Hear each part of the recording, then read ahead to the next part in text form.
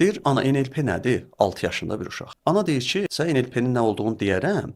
Sən bir dənə get orada babadan soruş gör bu gün özü necə hiss eləyir. Uşaq gedir babanın yanına ki, baba bu gün necəsən? Baba da biraz xəstədir, ağrı ilə. Bu gün necəsən? Baba başlayır ki, valla bu gün ayaqlarım nasan, bu havada tutqun, hava tutqunluğunda mənim ayaqlarım başlayır belə, nə belə şikayətlər eləyir də belə. Səsi də ona uyğun şəkildə. Uşaq gəlir anasına deyir ki, baba belə dedi. NLP nədir? NLP-ni soruşam məsələn. Deyir ki, deyəcəm, NLP-ni deyəcəm.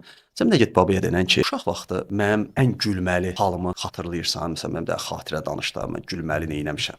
Uşaq gedir babasına deyir ki, baba mən uşaq vaxtı gülməli də, yəni balaca olanda gülməli nə etmişəm.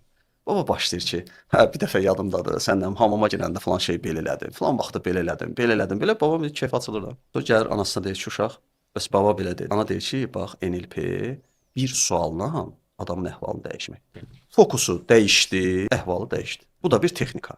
Yəni, əgər mən yaxşı deyiləmsə, fokuslandığım yanlış bir nöqtə var.